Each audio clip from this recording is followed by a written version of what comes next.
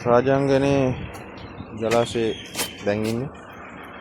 රාජාංගනේ මේ වෙනකොට තත්ත්වය තමයි ඔයගොල්ලන්ට මේ පේන්න තියෙන්නේ. අපි මෙතනට එනකොට මගින් නම් පටනා ජලාශය පටන් ගන්න හරියෙන් නම් දැන් මොඩිනු වතුර දාලා තිබ්බා. ගොඩක් ගෙවල් හානි වෙලා තිබ්බා අවට.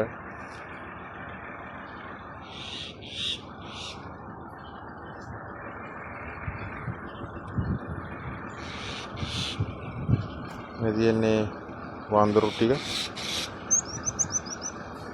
මේ වාන්දරු ඔක්කොම ඇරලා තිබ්බ කියලා තමයි අපිට කියන්නේ. අපි ආබලේ කිව්වේ.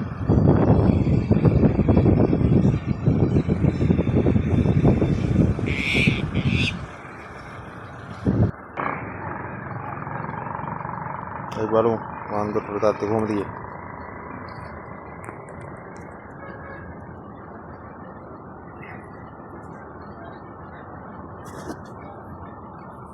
විශාල ධාරිතාවක් තියෙන තැනක් විතර.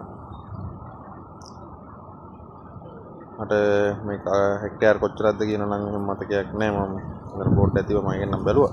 ඒකට ඒක විතර මතකයක් නැහැ කොච්චරක් තියෙනවද කියලා. මේ දැන් මේ යන තියෙන පාර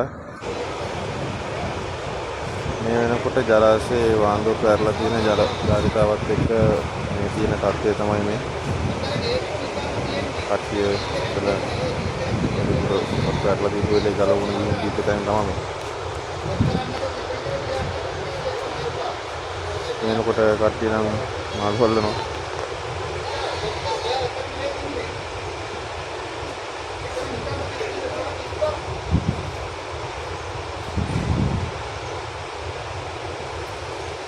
තිබ්බතරන් ජල මට්ටමක් නැති වුණාට සෑහෙන වතුර ප්‍රමාණයක් කරන වාන්දුරු 8ක් කරලා කියලා තමයි කිව්වේ. ඒ අතර වාරින් මාරු ටිකක් අල්ල ගන්නවා කීයක් කර හොයා ගන්න මිනිස්සු. මේ වෙලාවට තියෙන දේවලුත් එක්ක.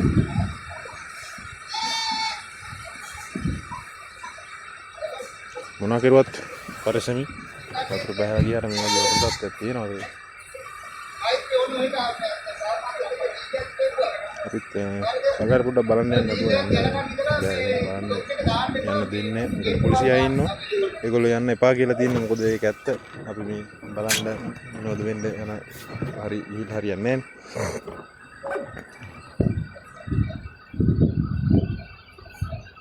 ලොකු වැඩපාරක් එක යන්නේ වන්දර රටක් වුණාද මේ වෙනකොට මෙහෙම තිබ්බනම් සම්පූර්ණ දොර වලට ඇරලා තියෙද්දි කොහොම තියෙන්නේ නැද්ද කියලා හිතුණා මට.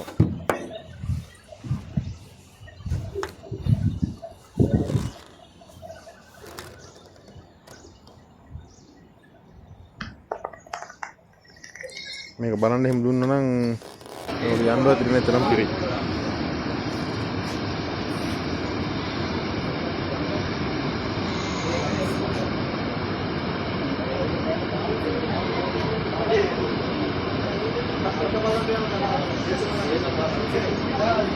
අඩි 34